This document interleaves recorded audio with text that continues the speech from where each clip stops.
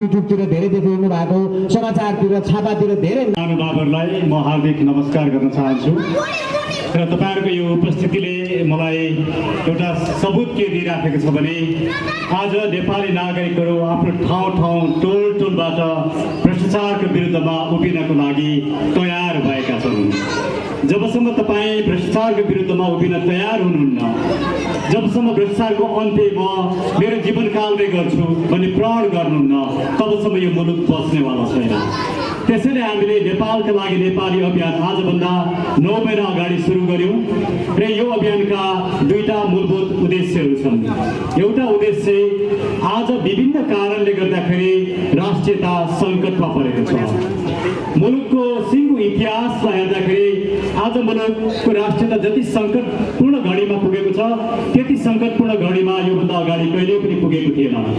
त्यसैले मुलुकको राष्ट्रियतालाई बचाउनको लागि तपाईँ कुनै दलको सदस्य भए पनि, दलको नेता भए पनि, अब दलको सदस्य भएर, दलको नेता भएर, दलको विचार बोकेर मात्रै अब यो मुलुकको राष्ट्रियता बच्दैन।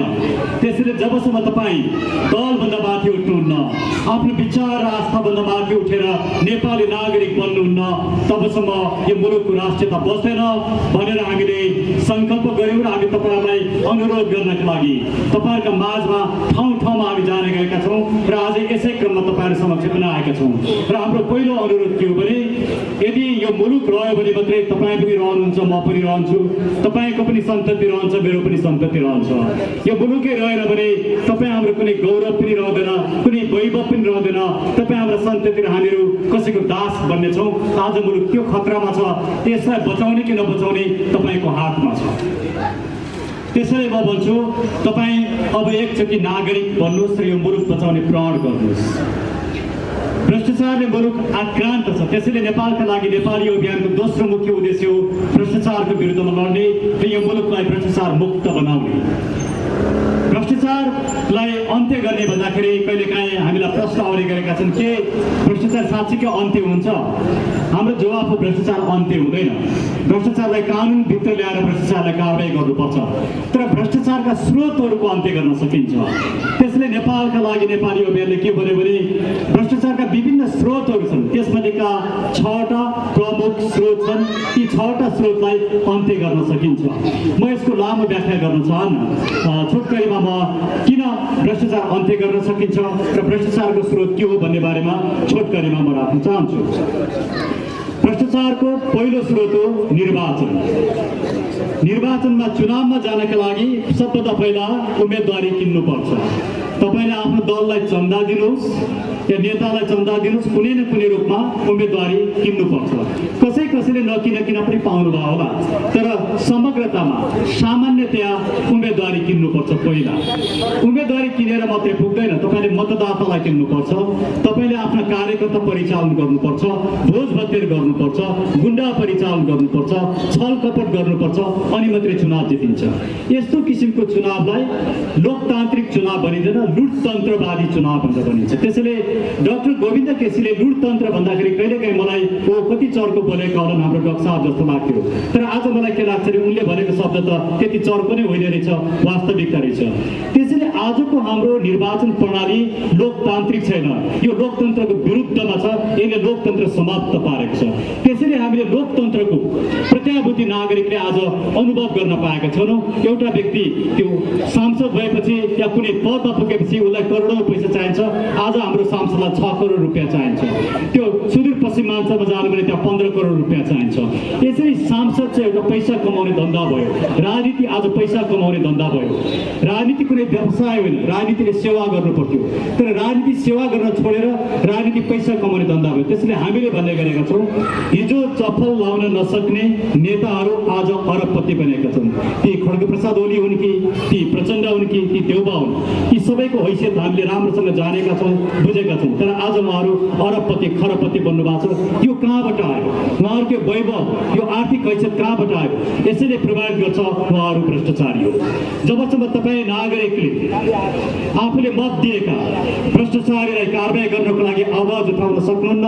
भ्रष्टाचारीले यो मुलुक सिद्ध्याउनेछन्। तपाईँ टुलु हेरिरहनु हुनेछ र तपाईँ केही बोल्न सक्नुहुने छैन र तपाईँ एउटा नागरिकको भूमिका निभाउन सक्नुहुने छैन। त्यसैले आजको प्रश्न तपाईँमाथि मात्रै होइन, म माथि भने प्रत्येक नेपाली नागरिकमाथि हो।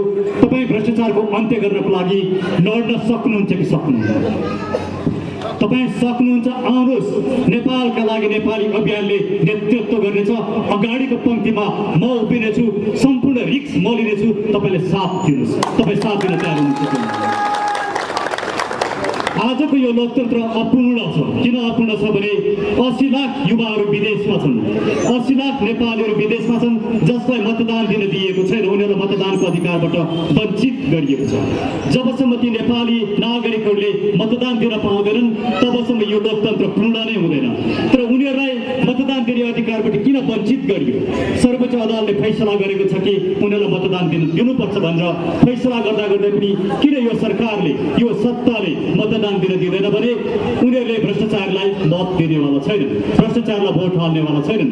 त्यसैले भ्रष्टाचारको विरुद्धमा उभिने ती नागरिकहरूलाई मतदानको अधिकारबाट वञ्चित गरिने यो लोकतन्त्र पूर्ण लोकतन्त्र हुनै सक्दैन।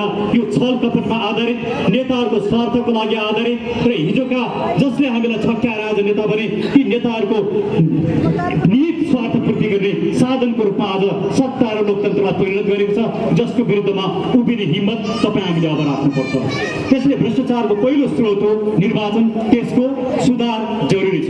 जबसम्म हामी निर्वाचन प्रणालीमा आमूल परिवर्तन गर्दैनौँ तबसम्म यो मुलुकको लोकतन्त्र बस्नेवाला छैन। यो लोकतन्त्र केवल छदमा बेसी बनेको छ।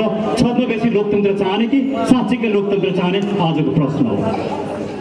दोस्रो, भ्रष्टाचारको मुख्य स्रोत सत्ताको दुरुपयोग। आज राजनीतिक दलहरू प्राइभेट कम्पनी, निजी कम्पनी जस्ता बनेका छन्। निजी कम्पनीमा तपाईँले आफ्नो कम्पनी खोल्नुहुन्छ, तपाईँले नै आलिमुवाली गर्नुहुन्छ। घाटा गए पनि तपाईँ नै बेहोर्नुहुन्छ, नाफा पनि तपाईँ नै, कसलाई राख्ने कसलाई नराख्ने सबै तपाईँको निर्णय हुन्छ। एकचोटि नेता बनेपछि जिन्दगीभर नेता। यदि उसले मुलुकको लागि काम गर्ने हो भने उसले एकचोटि शासन गरेपछि दोस्रोचोटि अर्कोलाई उसले सुम्पिन सक्नुपर्छ। उसैले शासन गर्नुपर्छ भन्ने केही पनि छैन। तर आजका नेताहरू मुलुकको लागि होइन, उनीहरू आफ्नो शासन गर्नको लागि, सत्ता आफ्नो हातमा लिएर मुलुकमा भ्रष्टाचार गर्नको लागि, पैसा कमाउनको लागि नेता भएका छन्। त्यसैले मैले यिनीहरूलाई नेता भन्ने गरेको छैन। यिनीहरू मुलुकका कलङ्क हुन्। यो मुलुकका कलङ्कलाई तपाईँले हटाउने कि नहटाउने आज तपाईँ हामीसँग रहेको चुनौती, सिङ्गो मुलुकको चुनौती हो। तपाईँ उभिन सक्नुहुन्छ कि सक्नुहुन्न? आज यो सत्ताको दुरुपयोगलाई रोक्नका लागि हामीले 3टा कुरा अगाडि सारेका छौँ। हामी समस्या मात्रै देखाउँदैनौँ। नेपालका लागि नेपालीले समस्याको बारेमा मात्रै कुरा गर्दैन, हामी समाधानको कुरा गर्छौँ। 3टा समाधान। पहिलो समाधान, निर्वाचनबाट निर्वाचित हुने सांसदहरू मन्त्री हुन पाउनु हुँदैन, उनीहरू कार्यपालिकामा जान पाउनु हुँदैन। जो सांसद हुन्छ केवल सांसद मात्रै बस्नुपर्छ। यदि उसले सांसदमा मात्रै बस्ने हो भने उसले पैसाको चलखेलमा निर्वाचन पनि गर्दैन, उसलाई सांसद भएपछि पैसा पनि चाहिँदैन। भ्रष्टाचारको एउटा ठुलो स्रोत, यसको समस्या त्यहीँनिर समाधान हुन्छ। नम्बर 1 र प्रधानमन्त्री प्रत्यक्ष रूपमा निर्वाचित हुनुपर्छ र मन्त्री हुने व्यक्तिहरू दलकै सदस्य मात्रै नभएर त्यो विषयका जो एक्सपर्टहरू छन्, आफ्नो दलभन्दा बाहिरका व्यक्ति, किनकि मुलुक भनेको नागरिकको दलको होइन। त्यसैले एक्सपर्टहरूलाई मन्त्री बनाउनु पर्दछ र ती मन्त्रीहरू प्रधानमन्त्री र पार्लियामेन्टप्रति अकाउन्टेबल हुनुपर्दछ। पहिलो समाधान। दोस्रो समाधान, पञ्चायत कालदेखि आजसम्म सत्तामा बस्ने प्रत्येक व्यक्तिको सम्पत्तिको छानबिन गरिनै पर्दछ। यो सम्पत्तिको छानबिन गर्दाखेरि यदि हाम्रा नेताहरूले भ्रष्टाचार गरेका रहेछन्, दोषी रहेछन् भने उनीहरूलाई नेता मान्न, उनीहरूको फोटो छातीमा टाँसेर हिँड्न म तयार छु, ज्ञानेन्द्र साई पनि तयार छन्। तर यी नेताहरू यदि दोषी देखिन्छन् भने, उनीहरूले कमाएको सम्पत्ति गैर कानुनी र भ्रष्टाचार गरेर कमाएको देखिन्छ भने ती नेताहरूलाई कानुन बमोजिम कारबाही गर्ने दिन आइसक्यो, गर्नुपर्छ र उनीहरूको सम्पत्ति जफत गरेर युवाहरूको रोजगारी, स्वास्थ्य, शिक्षा र गरिबी निवारणमा लगाउनु पर्दछ। यसले समाधान दिन्छ भन्ने हाम्रो ठम्ब्याइ छ। र तेस्रो समाधान हो, भ्रष्टाचारका जति पनि काण्डहरू छन्, ठुल्ठुला काण्ड, व्हाइट बडी भन्नुहोस् या प्रधानमन्त्री निवासको जग्गा बेचेको काण्ड भन्नुहोस् या सार्वजनिक जग्गाहरूको काण्ड भन्नुहोस् या नेपाल ट्रस्टको कुरा भन्नुहोस्। नेपाल ट्रस्टका जग्गाहरू आज एउटा व्यक्तिलाई निजी रूपमा सञ्चालन गर्न दिएको छ। यति ठुल्ठुला भ्रष्टाचारहरू छन्। यी सम्पूर्ण भ्रष्टाचारका दोषीहरूलाई कसले भ्रष्टाचार गर्यो पत्ता लगाएर कारबाही गरिनुपर्दछ, अनि मात्रै यो मुलुकले निकास पाउँछ। त्यसैले हामीले भ्रष्टाचारको दोस्रो कारणको पनि समाधान दिएका छौँ। र भ्रष्टाचारको तेस्रो कारण हो खास गरिकन कर्मचारीले किन भ्रष्टाचार गर्छ। किन गर्छ भने आज पब्लिक स्कुलहरू केही स्कुलहरू राम्रा छन्। आज बिहान हामी उसमा थियौँ, कुन ठाउँमा थियौँ हामीहरू? बुङमतीमा थियौँ। बुङमतीमा त्यहाँका नागरिकले के भन्दै हुनुहुन्थ्यो भने हाम्रो पब्लिक स्कुल त राम्रो छ, कहीँ कहीँ यस्ता राम्रा स्कुलहरू उदाहरणीय कामहरू भएका छन्। तर समग्रतामा भन्दाखेरि आज सरकारी स्कुलहरूमा तपाईँले आफ्नो बच्चा पठाउनुहुन्छ कि पठाउनुहुन्न? मलाई लाग्छ तपाईँले पठाउनुहुन्न, किनभने सरकारी स्कुलमा बच्चा पठायो भने उसको भविष्य राम्रो हुँदैन, उसले राम्रो पढ्दैन, त्यसबाट मेरो बच्चा बिग्रिन्छ भन्ने तपाईँ हामीमा छ। तर तपाईँ त्यो अमेरिका लाएर, मैले अमेरिकामा पढाएँ, मैले जापानमा पढाएँ, रुसमा पढाएँ, मैले विभिन्न देशहरू घुमेको छु, विभिन्न देशमा काम गरेको छु। प्राइभेट स्कुलभन्दा पब्लिक स्कुलहरू राम्रा हुन्छन् र त्यहाँका नागरिकहरूले आफ्नो बच्चा बच्चालाई पब्लिक स्कुलमा पठाउँछन्। त्यसैले जबसम्म सार्वजनिक रूपमा स्वास्थ्य र शिक्षालाई सर्वसुलभ गुणस्तरीय निःशुल्क बनाइदिन तबसम्म सरकारी कर्मचारीहरूले आफ्ना बच्चा बच्चीलाई राम्रो स्कुलमा पढाउन, उपचार गर्नका लागि घुस खान, पैसा खान छोड्दैनन्। यो एउटा सर्वविदित सबैले जानेको बुझेको कुरो। त्यसैले यो सरकारले सबभन्दा पहिला, कुनै पनि सरकारले गर्नुपर्ने पहिलो काम भनेको शिक्षा र स्वास्थ्यलाई निःशुल्क, गुणस्तरीय र सर्वसुलभ बनाउनुपर्छ। तर यो सरकारले के गर्यो? यो 30 वर्षसम्म शासन गर्ने, यसले झन्डै पञ्चायत जति नै शासन गरेको छ। पञ्चायतको भन्दा बेसी भ्रष्टाचार गरेको छ, पञ्चायतको भन्दा बेसी व्यथिति गरेको छ र पञ्चायतको भन्दा बेसी लुटतन्त्र गरेको छ। यसले के गर्यो? सबै पब्लिक स्कुलहरू जति समाप्त पार्यो, त्यसको क्वालिटी समाप्त पार्यो, शिक्षकहरू जति सबै राजनीतिमा लगायो, पब्लिक हस्पिटलहरूको कुनै गुणस्तर छैन, त्यहाँ राम्रो उपचार पाइँदैन, शिक्षा र स्वास्थ्यलाई समाप्त पारेर मुलुक बनाउँछु, मुलुक समृद्ध हुन्छ भन्ने झुटो आश्वासन यो सरकार र सत्ताले दिएको छ। त्यसैले यो सरकार र सत्तालाई जबसम्म हामीले अन्त्य गर्न सक्दैनौँ, यो सत्ता सुध्रेला, यसले राम्रो गर्ला, यिनै हाम्रा नेता हुन् भन्ने हामी विश्वासमा बस्यो भने हामी त्यो धोका सधैँ पाइरहन्छौँ। अब नागरिकले धोकाभित्र बस्नु हुँदैन। अब नागरिकले आँखा खोल्ने बेला आएको छ, खुट्टा टेक्ने बेला आएको छ। त्यसले तेस्रो समस्याको समाधान पनि मैले निवेदन गरेँ। चौथो समस्या बेरोजगारको बारेमा जुन मेरा मित्र ज्ञानेन्द्र साईजीले बताउनु नै हुनेछ। खड्गप्रसाद ओलीको सरकारले एकै वर्षमा 1 खरब 40 अरब बेरोजु निकाल्यो। बेरोजुलाई सर्वोच्च अदालतले भ्रष्टाचार होइन भनेर कतिपय मुद्दामा व्याख्या गरेको छ, जुन मलाई हाँस उठ्छ। बेरोजु भनेको बिल भरपाई बिना पैसा खर्च हुन्छ, कहाँ गयो देखिँदैन, बुझाउनु पनि पर्दैन। यस्तो किसिमको व्यथिति लुटतन्त्र आज मुलुकमा छ। यसको अन्त्य त्यसले मात्रै गर्न सक्छ जसले सच्चा राष्ट्रलाई माया गर्छ। त्यसैले हामीले के भन्यौँ भने अब नागरिक आयोग, एउटा निष्पक्ष नागरिक आयोग चाहिन्छ। त्यो नागरिक आयोगले पञ्चायत कालदेखि आजसम्म सत्तामा बस्ने व्यक्तिहरूको छानबिन गर्छ, आजसम्मको बेरोजगारको बारेमा छानबिन गर्छ र जोबाट उठाउनु पर्ने छ एक एक हिसाब किताब गरेर उठाउँछ। त्यो भयो भने मात्रै यो मुलुक बच्छ। र हाम्रो सामान्य हिसाब किताबमा हामीले यो बेरोजगार उठाउन सक्यौँ र भ्रष्टाचारलाई दण्डित गर्न सक्यौँ भने यो मुलुकको 10 वर्षको बजेटभन्दा बेसी पैसा आउनेछ। त्यसले हाम्रो गरिबी पनि निवार हुनेछ, शिक्षा र स्वास्थ्य पनि गुणस्तरीय हुनेछ, हाम्रा धेरै समस्या समाधान हुन्छन्। त्यसले आजको यो मुलुकको समस्या भनेको राजनीतिक दल होइन, यिनका नेता हुन्। जबसम्म यी नेतालाई या त हटाउँदैनौँ या त नेतृत्व परिवर्तन गरेर युवाहरू नेतृत्वमा आउँदैनन्, तबसम्म यो मुलुकको भविष्य छैन। त्यसैले हामीले भन्यौँ बेरोजगारको समस्या समाधान गर्न नागरिक आयोग चाहिन्छ। नीतिगत भ्रष्टाचारको अन्त्य हुनुपर्छ। त्यसको लागि म भ्रष्टाचार गर्दिनँ र म माथि नै कारबाही होस् र यदि म सरकारमा गएँ भने पहिलो छानबिन मबाट सुरु हुनुपर्छ भन्ने प्रतिज्ञा गर्ने व्यक्ति मात्रै अब सरकारमा जानुपर्छ। यदि त्यसो भएन भने तपाईँ हेर्नुहोस्, प्रधानमन्त्री कार्यालयको जुन प्रधानमन्त्री निवासको जुन जग्गा बेचेपछि कानुनी रूपमा सबै कुरा मिलाइएको छ, तर गलत काम गर्यो। यस्तो कुरालाई नीतिगत भ्रष्टाचार भनिन्छ। यस्तो नीतिगत भ्रष्टाचार अब रोक्नका लागि अहिलेका नेताहरूले सक्दैनन्, किनकि उनीहरू आफै भ्रष्टाचार हुन्। अब त्यसैले नागरिक उठ्ने बेला आएको छ। र अन्तिममा भ्रष्टाचारको अर्को छैटौँ र महत्त्वपूर्ण स्रोत के हो भन्दाखेरि प्रत्येक विकास निर्माणका आयोजनामा बिजिङदेखि लिएर त्यो पुरा नहोइन्जेलसम्म त्यहाँ भ्रष्टाचार हुन्छ। इभन सडक विभागले के भन्छ, कालोपत्रे भएको सडक 1 वर्ष पनि टिक्दैन भनेर सरकार आफै भन्छ। अनि गृहमन्त्री के भन्छन्, अनि निर्मलाको हत्या जस्तो यो बलात्कार जस्तो घटना त हिजो पनि भएको थियो, आज पनि हुन्छ, भोलि पनि हुन्छ भन्छ। अनि प्रधानमन्त्री के भन्छन्, व्हाइट बडीमा त फलाना मन्त्रीले भ्रष्टाचार गरेकै होइन, उहाँ त निर्दोष हुनुहुन्छ। कसले गर्यो? तपाईँले गर्नुभयो।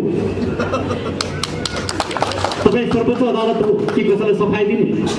संसदीय समितिले भ्रष्टाचार भएको छ भनेर एक दिनका साथ भन्छ अनि प्रधानमन्त्री सफाई दिनुहुन्छ। प्रधानमन्त्री संसदमा झुट बोल्नुहुन्छ र संसदीय मर्यादा विपरीत बोल्नुहुन्छ र उहाँकै संसदको सभामुखले प्रधानमन्त्रीले संसदीय मर्यादा विपरीत बोल्नुभयो भनेर निर्णय गर्नुहुन्छ। प्रधानमन्त्रीलाई त्यसको कुनै वास्ता छैन। एउटा इमानदार नैतिकवान प्रधानमन्त्री भएको भए त्यही बेला राजीनामा दिनु पर्थ्यो। खड्गप्रसाद ओलीसँग कुनै पनि राजनीतिक नैतिकता नै छैन। यस्ता राजनीतिक नैतिकता नभएका व्यक्तिहरू आज सत्तामा छन्। तपाईँले कुरा गर्नु प्रचण्डको बारेमा बोलेन नि यसले। प्रचण्डको त 32 अरबको भ्रष्टाचारको मुद्दा अख्तियारमा छ। अख्तियारका प्रमुख के भन्छन्? हामीले नेतालाई कारबाही गर्यो भने हाम्रो जागिर जान्छ। अख्तियारको प्रमुख जागिर हो।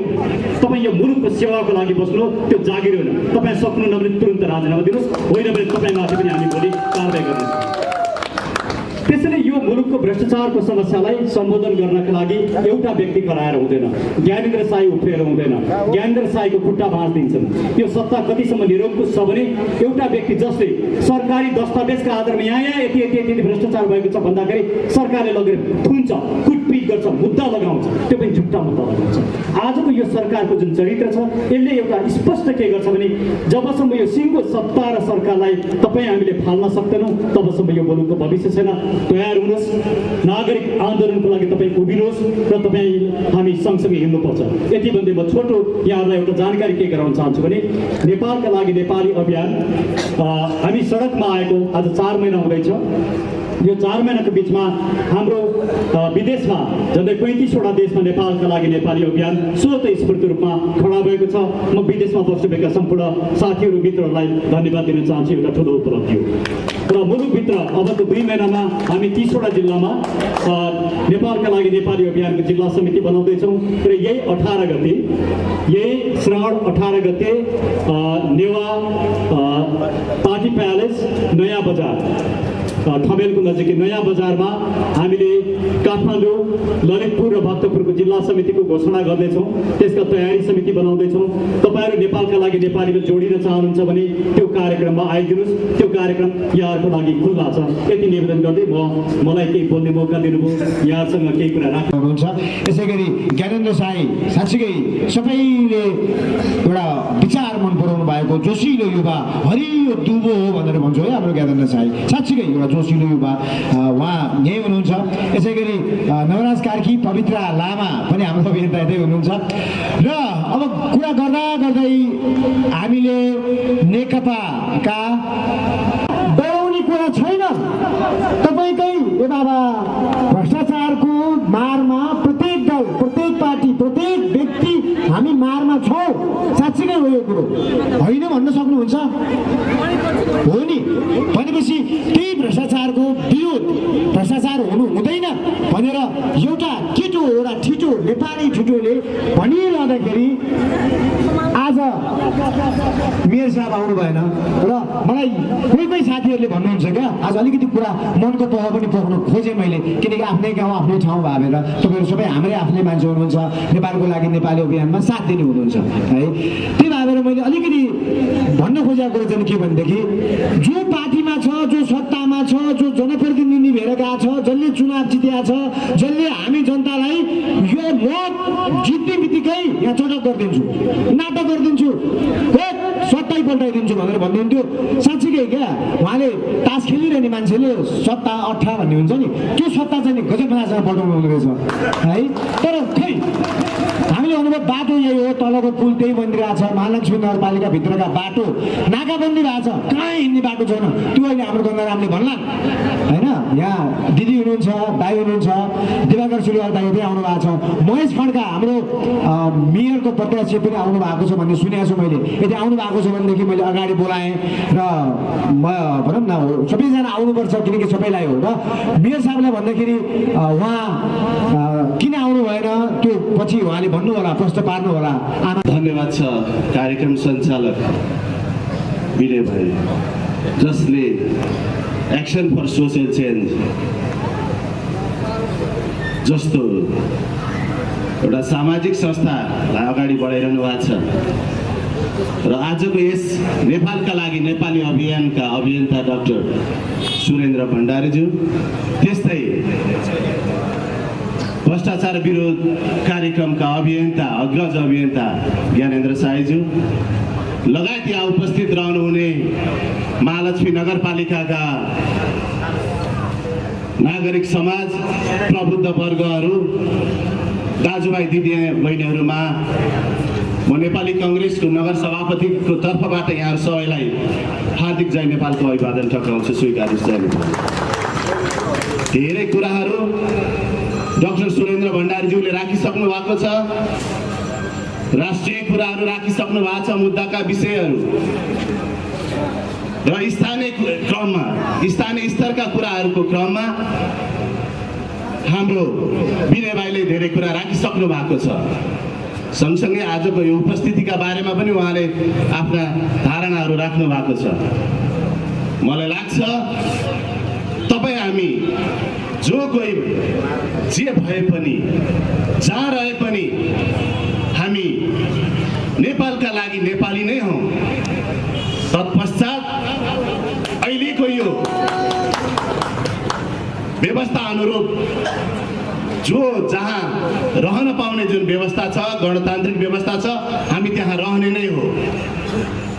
तर यो रहिरहने क्रममा हामीले गर्नुपर्ने दायित्व के, हाम्रो जिम्मेवारी के, मैले म भनेर गर्ने कि मैले हामी भनेर गर्ने, मैले मेरो परिवार भनेर गर्ने हो कि मैले नेपाली हुँ भनेर गर्ने, त्यो विशेष महत्त्व र अहम कुरा हो जस्तो मलाई लागिरहेको छ। मैले महालक्ष्मी नगरपालिकाको यहाँ कुरा गरिरहनु पर्दाखेरि यहाँहरू सबैलाई जग जाहेर छ। अहिलेको चाहे अस्ति भर्खरको नगर परिषदका कुराहरू भनौँ, चाहे वडा स्तरमा गरेका अभियानका कुराहरूमा भनौँ, तपाईँ हाम्रो कहाँ के कति सहभागिता भयो, तपाईँ हामीलाई कुन कुन ठाउँमा सहभागी गराइयो, उपस्थिति गराइयो, जानकारी गराइयो। यो महालक्ष्मी नगर तपाईँ हामी सबैको हो। जित्ने त मात्र एउटा कलम चलाउने हो र एउटा नीतिगत कुराहरू गर्ने हो, तर विकास तपाईँ हामी सबैका लागि गर्ने हो र नीति नियम सबैका लागि निर्माण गर्ने हो। तर आज त्यो भइरहेको छैन, यहाँहरूलाई थाहा छ। चाहे सडकको कुरा गरौँ, आज 2 महिना भएको छैन पिच गरेको, सब उक्किसकेको छ। यो के हो? यो भ्रष्टाचार होइन? तपाईँ हामीले बोल्नुपर्छ। मैले मेयर साहबले धेरै ठाउँमा बोलेको सुनेको छु कि यो जुन ग्वारकुदेखि लुबु माथि लामाटारको सडक खण्डमा यहाँको ठेकेदारलाई हामीले विभिन्न प्रेसर दिएर यो बनायो, त्यो बनायो, पेटी बनाउन लगायौँ भनेर। तर त्यही मान्छे अथवा त्यही वडामा बस्ने अहिलेका जनप्रतिनिधिहरू कहाँ हुनुहुन्छ जो तपाईँ हामी एउटा चाहे पैदल यात्रा गरौँ अथवा सवारी साधनको प्रयोग गरौँ, त्यहाँ एउटा ड्राइभर हाल्नु पर्दैन, त्यो खाल्टो पुर्नु पर्दैन, उहाँको सम्पत्ति लिएर आउनु पर्दैन, उहाँको सम्पत्ति यहाँ लिएर आएर विकास गर्ने कुराहरू होइन। यो राज्यले यो महालक्ष्मी नगरपालिकालाई दिएको जुन बजेट छ, जुन रकम छ, त्यो मात्र सानो एउटा सोचले, सानो एउटा विचारले त्यो खाल्टाखुल्टी पुर्न सकिन्छ र तपाईँ हामी सहज रूपमा यात्रा गर्न सक्छौँ। तर त्यो आज त्यो अवस्था छैन। हामीले घन्टौँ लगाएर हामीले यात्रा गर्नु परिरहेको छ। धेरैको खुट्टाहरू भाँचिरहेको मैले सुनिरहेको छु, धेरैका मोटरसाइकलहरू, धेरैका जीव ज्यानहरू जोखिममा परेको मैले सुनिरहेको छु। यो त रहे सडकका कुरा। शिक्षामा हामीले हेरौँ त्यही अवस्थाको छ। आज शिक्षामा विद्यालय व्यवस्थापन समिति गठन गर्ने नाममा एउटा प्रबुद्ध वर्गहरूको सङ्घ संस्थामा सामान्य क ख पढ्ने व्यक्तिहरू समितिमा राखिएको छ। हेर्नुहोस् कस्तो नीति नियम हो। राख्नुहोस् न त्यो ठाउँमा प्रबुद्ध वर्गहरू। भनिन्छ आज के अरे विद्यालयमा मेयर भनेर कार्यक्रम लिएर आइरहेको छ, विद्यालयमा मेयर भनेर। त्यस्तो व्यक्तिले आज मैले शिक्षामा यो गरेँ भनेर भन्न सक्नुपर्छ। आज परीक्षाको नाममा परीक्षा शुल्क लिइन्छ, निःशुल्क विद्यालय भनेर भन्ने कुराहरूमा शुल्क लिइरहेको छ सामुदायिक विद्यालयहरूमा। म निजी विद्यालयहरूको कुरामा म गर्न गइरहेको छैन। पनि निजी विद्यालयहरूलाई कसरी हामीले व्यवस्थित गर्ने, उहाँहरूको सम्पत्तिको हामीले कसरी के गर्ने, जिम्मेवारी लिने, एउटा नेतृत्व तहमा रहिसकेपछि हामीले ती कुराहरू गर्नुपर्ने हो कि होइन? तर ती कुराहरू पनि रहिरहेका छैनन्। आज हामी यही हाम्रो यो क्षेत्रको स्वास्थ्य चौकी अगाडि हामी रहिरहेका छौँ।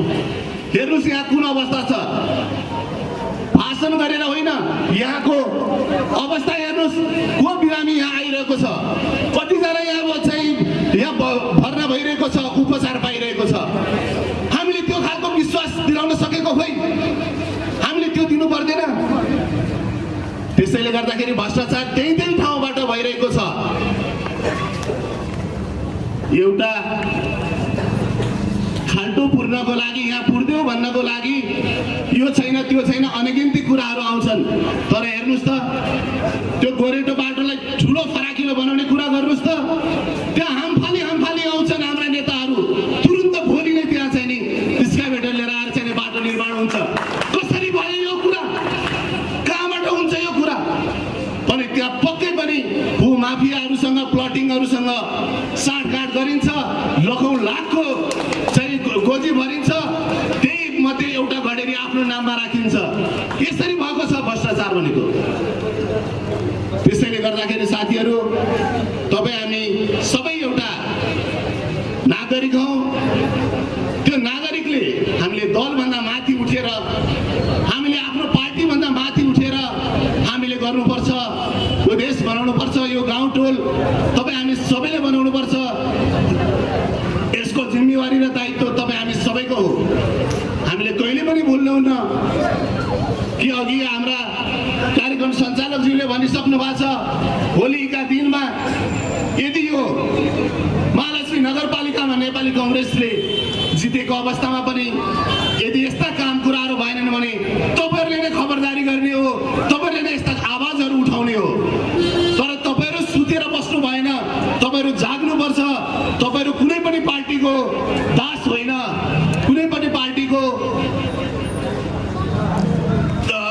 भनेका मान्नुपर्ने अथवा उसको निर्णय मान्नुपर्ने त्यो बाध्यात्मक स्थितिमा बस्नुभएको नागरिक होइन।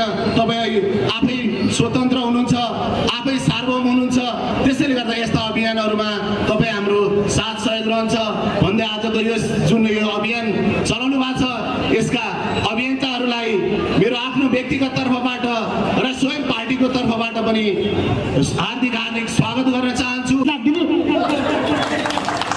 यसले 50,000 दिने, यहाँ खेलाडीहरूलाई राम्रो ठाउँ पाएको छैन खेल्नलाई। कस्ता हुनार खेलाडी छन्, अनि 50,000 रुपियाँ चाहिँ नि त्यो खेलाडीलाई पावर चाहिँदो रहेछ क्या, पावर नाता चाहिँदो रहेछ, नाता। फलानाको गाउँको केटी फलानामा बिहा गरेर आए र 50,000, फलानाको ज्वाइँ फलानाको भतिजो भनेपछि त्यतिले पुग्ने रहेछ। सामाजिक काम गरेर केही गर्छु भनेर के पनि हुनेवाला रहन्छ। सम्पूर्ण आमा बुवाहरूलाई नमस्कार छ र दिदीबहिनीहरूलाई पनि नमस्कार छ।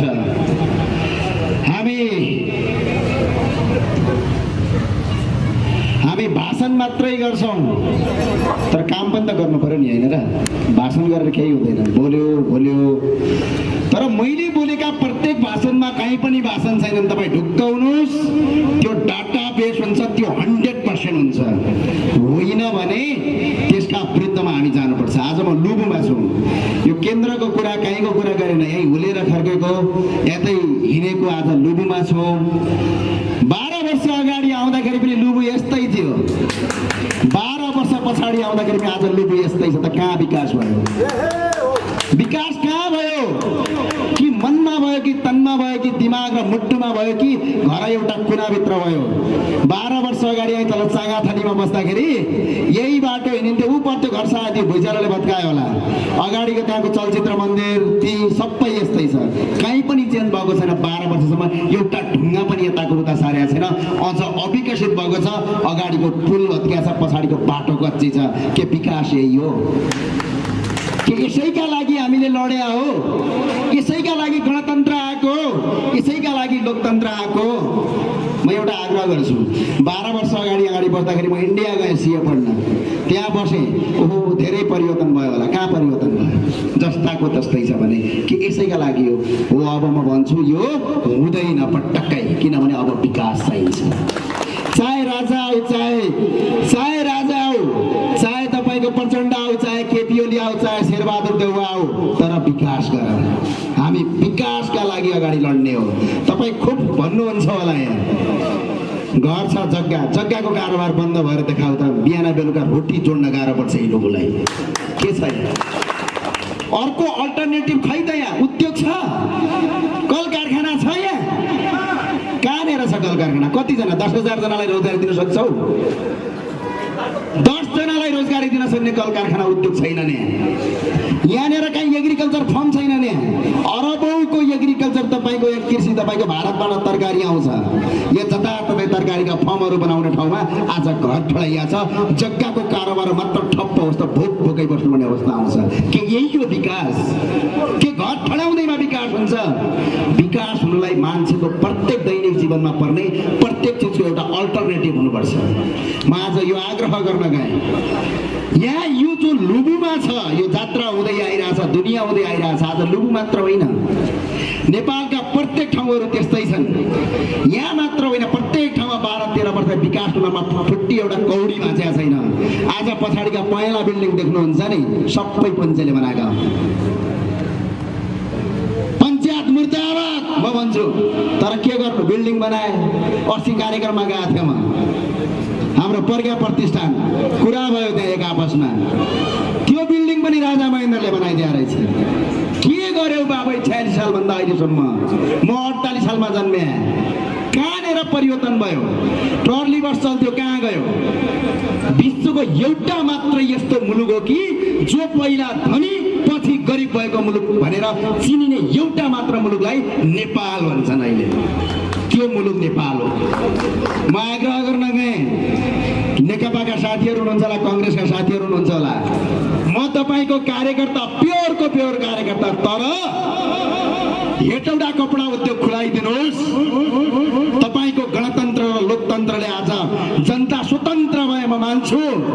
के गर्छौ बाबा? अरबमा स्वतन्त्र हुन पाइँदैन, कतारमा स्वतन्त्र हुन पाइँदैन। हेटौडा उद्योग कहाँ गयो? भिरकुटी कागज कारखाना कहाँ गयो? हेटौडा सिमेन्ट कहाँ गयो? उदयपुर सिमेन्ट कहाँ गयो? हरिसिद्धि इँटा टेक्सटाइल, हरिसिद्धि इँटा कारखाना कहाँ गयो? विराटनगर जुट मिल कहाँ बेचेर खायो? त्यो पनि देखाऊ। अझ बुटोल धागो उद्योग कहाँ गयो? गोदावरी मार्बल कारखाना, यहाँ अगाडिको गोदावरी मार्बल कारखानामा कति रोजगारी हुन्छ? आज राजस्थानको मार्बल ल्याएर घर फोटो सेल्फी खिचेर बस्छौ। यो कहाँ गयो? वीरगञ्जको चिनी कारखाना कहाँ गयो? आज भारतले चिनी दिएन भने भोक्कै मर्छु भन्थ्यो अस्ति एकजना 18 वर्षको भाइ। त्यसलाई थाहा थिएन बिचरा। वीरगञ्जको चिनीले भारतको पुरै मार्केट खान्थ्यो। त्यो कहाँ गयो? के यसैका लागि लोकतन्त्र ल्याएको? के 80 लाख युवा विदेशमा बेचेर अर्काको दास बन्नका लागि लोकतन्त्र ल्याएको भने यो लोकतन्त्र म ज्ञानेन्द्रलाई चाहिँदैन। मलाई त्यो लोकतन्त्र चाहिन्छ जो देशमा बेरोजगारीलाई समस्याको समाधान गरोस्, जो रोजगारी सृजना गरोस्, जो यी कल कारखाना फेरि तपाईँको संयन्त्रमा आउन्। हामीले कथन सुनेका छौँ, भारतको बिहारबाट काम गर्न आउँथे अरे, बङ्गलादेशबाट आउँथे अरे, पाकिस्तानबाट आउँथे अरे। अस्ति एकजना पोखराको हेम्जाको भाइ भन्थ्यो, भाइ कहाँ छौ भन्दाखेरि पाकिस्तानको म माथि एउटा प्रान्तमा बसेको छु दाइ। के गर्छस् भाइ भन्दाखेरि म काम गर्न बाहिर गएको, त्यहाँको एउटा कम्पनीले यहाँ पठाइदियो, अहिले आएर यहाँ काम गर्छु भन्छ। कोरियामा हामीले खाद्यान्न सहयोग गरेको इतिहास ज्वलन्त छ। आज मेरो गाउँको एउटा छिमेकी कोरियामा टमाटर टिप्न जान्छ। कि यसैका लागि यो गणतन्त्र ल्याएको? अझ रे ओ लोकतन्त्रवादी भनिस् भने त अगाडि जलालोस् गरे भन्छन्। बाबा चाहिएन बाबै, म हुँ पृथ्वीनारायण शाहवादी, म हुँ गौतम बुद्धवादी। कसैको टाउको फुट्छ भने गएर फुटाए हुन्छ, कसैले केही भन्नु हुँदैन। यो देशको माटो चाहियो। जहिले पनि अर्काका देशका सिद्धान्त ल्यायो अनि ठास्यो, जनता भुल्याए हिँड्यो। के गर्यो त बाबै 46 सालभन्दा अहिलेसम्म? एउटा मात्रै काम देखाउ त। कर्णालीको मान्छे हो म, जुम्लामा कर्णाली राजमार्ग बन्दै थियो। सम्माननीय प्रधानमन्त्री, पूर्व प्रधानमन्त्री प्रचण्ड र त्यसका एकजना नेता छन् जनार्दन शर्मा, जो हत्यारा हुन्, गएर पिलीमा 68 जना आर्मी मारिदिए, जो बाटो खन्न बसेका हुन्। बाटो खन्न बसेका मान्छेलाई मान्ने कति घिनौना हो। जो महेन्द्र बहादुर शाही छन् अहिले पश्चिममा, उहाँ त जीवित हुने अस्ति आउनुभयो अरे। यो मृत्यु जितेर आउनुभयो अरे ए बाबा यो आतङ्ककारी मृत्यु जितेर के बाबा रामदेव जितेर आउँछन् त केही फरक पर्दैन यसमा पिलीको सडक खन्न बसेका मान्छेलाई मारे यिनीहरूले तर पनि हामीले सहयौँ किन लोकतन्त्र र गणतन्त्र आउँछ भने त्यो सहनुपर्छ आज त्यो पिलीको बाटो त्यो कर्णालीको राजमार्गको बाटो ल भनौँ त केपी ओलीले बनाएको हो कि होइन त्यो बाटो खै कहाँनिर बनायो देखाऊ त तिम्रा पछाडि म कार्यकर्ता भएर हिँड्छु महेन्द्र राजमार्ग केपी ओलीले बनायो कि विश्वेश्वर प्रसाद कोइरालाले बनाएको कि गिरिजा प्रसाद कोइरालाले बनाएको भने मैले किन भन्ने म एउटा आग्रह गर्छु विकास गर कर्णालीको राजमार्ग बनाउन दिएनौ अहिले बनाएको छ गाडी चल्छ त्यहाँको विकास भएको हेर्न चाहँदैनौ जहिले पनि तपाईँ केही नगर्नुहोस् केही पनि गर्नु पर्दैन तपाईँले 2-4 जना मान्छे इकट्ठा गरेर एउटा व्यापार बिजनेस गर्नुहोस् तपाईँ सामन्ती हो तपाईँ दलाल हो तपाईँ पुँजीपति हो यो सिकाएर पठाएका छन् यिनका कार्यकर्तालाई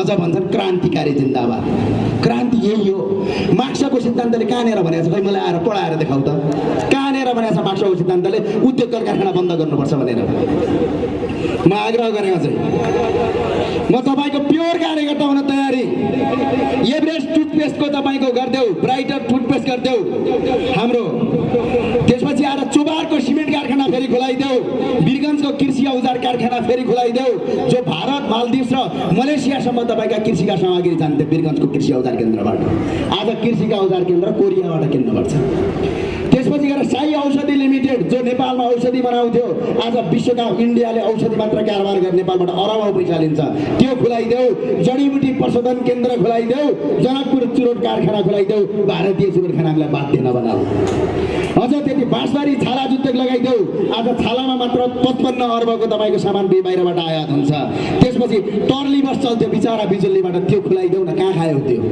र त्यसपछि साझा पसल चलिरहेछ साझा औषधि पसलहरू आउँथे ती खुलाइदेऊ रोपवे खुलाइदेऊ आरएनएसी अहिले पनि अरबौंको भ्रष्टाचारमा छ एउटा कतार एयरलाइन्स आरएनएसी सँगै हो त्यो बेच्दै खाँदै आजसम्म 2वटा प्लेन किन्न हैसियत पनि छैन अब बन्द गर्छु भन्दैछन् त्यो खुलाइदेऊ शान्ति वनस्पति घिउ उद्योग हेटौडाको खुलाइदेऊ नेपाल टिम्बर कर्पोरेसन खुलाइदेऊ बुटोलको धागो उद्योग खुलाइदेऊ म प्रचण्ड केपी र शेरबहादुर देउवाको झोले कार्यकर्ता हुन म तयार छु गर्न सक्छौ सक्दैनौ भने घर बस चुप लागेर अब जेल हाल्ने तयारी हामी गर्छौँ केही फरक पर्दैन यो कसैका एकजना व्यक्तिको देश होइन 3 करोड नेपाली जनताको रगत र पसिनाले आर्जेको देश हो उद्योग बन्द गर कल कारखाना बन्द गर सायद लुबुका पनि धेरै दाजु मेरो जस्तो साथीका दाइ छन् कतारमा काम गर्छन् साउदी अरबमा गाडी चलाउँछन् यी स्वर्गको देशमा परेर नर्कको सपना देख्न भन्ने बाध्य बनाए 2046 सालभन्दा आज यसको मतलब मैले यो भने होइन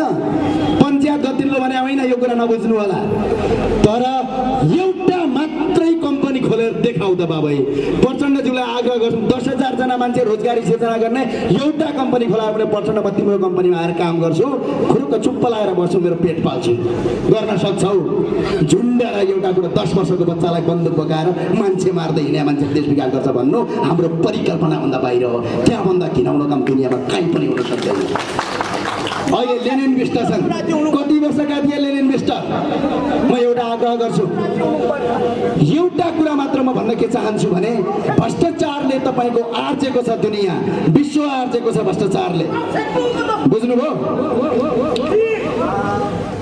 हामी आग्रह गर्छौँ बारम्बार आग्रह गर्छौँ आज म यो नगरपालिकामा छु राज्यको एउटा कति छ भने 1 खर्ब 44 करोड बजेट 339 दिनमा सक्यो 1 खर्ब 44 करोड 339 दिनमा सक्यो राज्यले जम्मा 26 दिनमा 2 खर्ब सक्यो के हो त्यो 26 दिनमा 2 खर्ब 1 खर्ब 44 करोड 339 दिनमा सक्यो र अर्को कुरो प्रत्येक दिन तपाईको यो मङ्सिरको महिनामा माघको महिनामा प्रत्येक दिन तपाईको राज्यले 1.5 अर्ब रुपैयाँ तपाईको खर्च गर्थ्यो तर यो 3 दिनमा मात्र राज्यले 70 अर्ब सक्यो जब असार लाग्यो भने मुन्नी बदनामी डार्लिङ टेरेली हुँदो रहेछ पैसा सर्ट जाँदो रहेछ बुझ्नुभयो हो यसरी तपाईको राज्यको बेरुजो छ अब म तपाईको म डाटा सहित आएँ तपाईँको नगरपालिका, हाम्रो नगरपालिका महालक्ष्मी नगरपालिकामा आएँ। महालक्ष्मी नगरपालिकामा अडिट भएको रकम मात्र 90,29,15,00,000 रुपैयाँ छ। 90,29,15,00,000 रुपैयाँको अडिट छ। जम्मा गत वर्षको आय मात्रै 7,06,32,000 छ र अहिलेको आय भनेको 51,08,31,000 छ। जम्मा यो वर्षको आय मात्रै महालक्ष्मी नगरपालिकाको 58,24,63,000 रुपैयाँ आउन आउँछ। 58,24,63,000 रुपैयाँ आउन आउँछ र मौजादा बाँकी भनेको अहिलेसम्म मौजादा भनेको पैसा बाँकी छ, खर्च गरेको छैन। कति खर्च गरेको छैन भने 19,13,69,000 रुपैयाँ अहिलेसम्म खर्च गर्न सकेका छैन भने मेयर साहबलाई एउटा आग्रह गर्न चाहन्छु। सम्माननीय मेयर साहबज्यू, यो 19 करोड रुपियाँ जनताको विकासमा खर्च गरिदिनुहोस्। ब्याङ्कमा राखेर केही पनि फाइदा छैन। यो जनताको विकासका लागि खर्च गरिदिनुहोस् र रकम खर्च यो वर्ष मात्र महालक्ष्मी नगरपालिकाले 39,10,84,000 रुपैयाँ खर्च गरेका छ। 39,10,84,000 रुपैयाँ खर्च गरिरहँदाखेरि महालक्ष्मी नगरपालिकाको बेरुजो 6,16,19,00,000 छ, जो अत्याधिक ठुलो बेरुजो। त्यतिले मात्र पुगेको छैन, मोज मस्ती खर्च भन्ने गरेको छु मैले, जो अन्य खर्चमा आउँछ, जो पुँजीगत खर्च पनि होइन, जो तपाईँको चालु खर्च पनि होइन, जो तपाईँको फाइनेन्सियल खर्च पनि होइन, पुँजीगत खर्च पनि होइन, जुन तपाईँको यो वित्तीय खर्च पनि होइन। यो भनेको 14,15,000 को मोज मस्ती खर्च महालक्ष्मी नगरपालिकामा छ। सम्माननीय मेयर साहबलाई मैले एउटा आग्रह गर्छु, एउटा मात्र आग्रह के छ भने मेयर साहबजी, यो बेरुजुको बारेमा यदि तपाईँलाई थाहा छ भने कृपया तपाईँका कर्मचारीलाई एकपटक भए पनि तपाईँको यो बेरुजो कसरी आयो फर्चोट गर्न लगाइदिनुहोस्। यदि तपाईँलाई थाहा छ भने यसको हिसाब किताब यहाँका प्रत्येक नागरिकलाई दिनुहोस्, किनभने यो पैसा काठमाडौँको होइन, यो पैसा यहीँ लुबुकै, यहीँ महालक्ष्मी नगरपालिकाकै पैसा हो। र यति भन्दामा आग्रह गर्न गए, कुनै पनि शासन पद्धतिमा आज के भएको छ भने 2-4 जना मान्छे मिल्यो, 3 जना मान्छे मिल्यो, चौथालाई खुकुरी हानिदियो अनि हाम्रो पार्टी जिन्दाबाद भन्यो। यो अब हुँदैन। गौतम बुद्धका देशका नागरिक हौँ हामी शान्ति चाहन्छौँ र शान्तिपूर्ण रूपमा अगाडि बढ्न चाहन्छौँ। कुनै पनि मान्छे मारेर क्रान्ति सफल हुँदैन। क्रान्ति केका लागि? मान्छेका लागि। त्यही मान्छे मर्यो भने क्रान्ति कसका लागि? के गाई र पशुका लागि? त्यो हुँदैन। क्रान्ति जहिले पनि मान्छेका लागि हो र मान्छेको दिमाग परिवर्तन गर्नुहोस्, सोच परिवर्तन गर्नुहोस्। मान्छेमाथि फिजिकल एसल्टदेखि लिएर कुनै पनि काम नगर्नुहोस्। म आग्रह गर्छु र यति भन्दै देशका प्रत्येक क्षेत्रमा बेरोजगारीको लागि हामी खटिन्छौँ, यसमा दुई मत छैन। र अर्को आग्रह गर्छौँ, जहिले पनि ज्ञानेन्द्रले प्रहरीको विरोध गर्छ भन्छु। ज्ञानेन्द्रले कहिले पनि नेपाल प्रहरीको विरोध गरेका छैन। नेपाल प्रहरी भनेको यस्तो सङ्गठन हो जसले तपाईँको भुइँचालोको बेला पनि मान्छेलाई बचायो, जब बाढी आएको बेला पनि दौडिन्छ। तर आज त्यही नेपाल प्रहरीभित्र अरबौँको बेरोजो छ। एउटा सिपाही 16 घण्टा ड्युटी गर्छ, बेलुका बल्टी घर जान्छ, मुस्कान सहितको सेवा दे भन्छ। 16 घण्टा ड्युटी मलाई गराएर देखाउ न, म मुस्कान होइन घुस्कान सहितको सेवा गर्छु। यो हुँदैन। अब प्रत्येक क्षेत्रमा 8 घण्टाको ड्युटी गराएर कन्ट्याक्ट बनाएर 16 घण्टा ड्युटी गराउनु यो सबैभन्दा ठुलो भ्रष्टाचार हो। र यदि बजेट पुगेको छैन भने नेपाल प्रहरीको बजेट ल्याएर म पल्टाइदिन्छु। यहाँ 1 लाख होइन 80,000 अरू प्रहरी भर्ना गर्न सक्ने बजेट छ। तर केही प्रहरी हुने, तर प्रहरीको बढी मात्र लगाएका, तर पार्टीका कार्यकर्ताले त्यो बजेटको दुरुपयोग गर्छन्। र एउटा नेपाली आमाको छोरा जो जागिर खाएर परिवार पाल्न चाहन्छ त्यसलाई कि त लगेर तपाईँको कि त एउटा जातीय दङ्गा गराएर मारेका छन्, कि त अर्कालाई मार्न लगाएका छन्। यो हुँदैन। अब शान्तिपूर्ण रूपमा प्रत्येक ठाउँबाट यसका विरुद्धमा उठ्न जरुरी छ। हामी सर्वप्रथम त यो पार्टी भन्दा पनि पहिलो पटक नेपाली बनौँ र चन्द्र र सूर्य झण्डा अगाडि उठाउँ। नेपाली बनाउँ, त्यस पछाडि पार्टी र देश बनाउँ। हस्, धन्यवाद।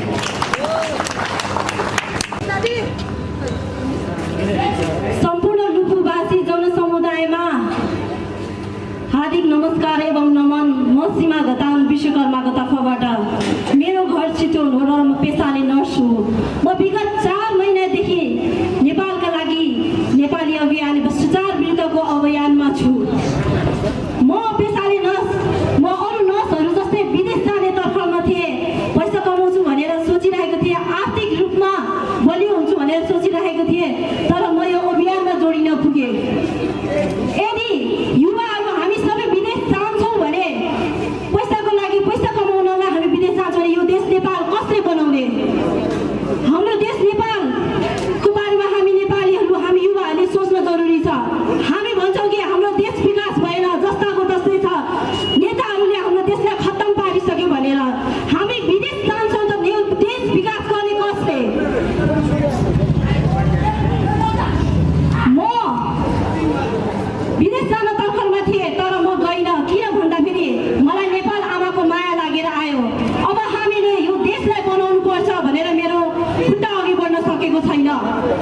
हामी नेपालीहरू, हामी महिलाहरू, हामी शब्दमा पनि बलत्कृत भइरहेका छौँ र हामी शारीरिक रूपमा पनि बलत्कृत भइरहेका छौँ। 2 महिना अगाडिको मात्रै 2 दिन अगाडिको मात्रै कुरा हो। गृहमन्त्रीले भन्नुभएको थियो हामी यो महिलाहरू त हिजो पनि बलात्कृत भएको थिए र भोलि पनि बलात्कृत हुन्छन् भनेर। उहाँले हामीलाई शब्दबाट बलात्कार गर्नुभयो। उहाँ यस्तो उच्च ओहदामा बसेर गैर जिम्मेवारपूर्वक बोल्नुभयो। के उहाँलाई यस्तो बोल्न सुहाउँछ? हामी नेपाली महिलाहरूले यसको विषयमा हामीले आवाज उठाउनु पर्दछ। मलाई त लाज लागेर आयो कि गृहमन्त्री जस्तो उच्च ओहदामा बसेर महिलाको बारेमा यस्तो शब्द प्रयोग गर्नुभयो। निर्मला पन्तको हत्या भएको, बलात्कारपछि हत्या भएको हिजो मात्र 1 वर्ष भएको थियो, तर अहिलेसम्म बलात्कारीको अहिलेसम्म खोज तलास भएको छैन, कठघरामा उठाइएको छैन। यसलाई गृहमन्त्रीले अझै ढाकछोप गर्दै हुनुहुन्छ। यही नै हो हाम्रो चाहना भन्दै अब कार्यक्रमलाई अन्तिममा छोच्याउने बेला भएको छ र यहाँ उपस्थित भइदिनु भयो सबैलाई धेरै धेरै धन्यवाद। हामीले सबैलाई निम्ता गरेका थियौँ, सबैलाई फोन गरेका थियौँ। जनप्रतिनिधि, मेयर साहब, उपमेयर साहब, वडा अध्यक्षहरू, यहाँका बुद्धिजीवीहरू, नागरिक समाजका अगुवाहरू सबैलाई हामीले बोलाएका थियौँ। विशेष कारणवश किन हो उहाँ आउनु पाउनु भएन। जति आउनु हो उहाँहरूलाई धेरै धेरै धन्यवाद। हाम्रो अनिल भाइ thank you very much. Hari छ, सन्तोष पनि देखिरहेको छु मैले र उहाँहरूलाई धेरै धेरै धन्यवाद। मेरो बुवाको साथी आउनु भएको छ, नाम बिर्सेँ मैले, चसिजोलदेखि सँगै महालेखा परीक्षाको विभागमा काम गरेको भनेर भन्नुहुन्थ्यो। मेरो बुवा बितेकै 14 वर्ष भइसक्यो है। पुरानो साथीलाई पनि आज यो कार्यक्रमको नाताले मैले भेट्न पाएँ, धेरै खुसी लाग्यो। र नेपालको लागि नेपाली अभियानका सम्पूर्ण टिमलाई धेरै धेरै धन्यवाद।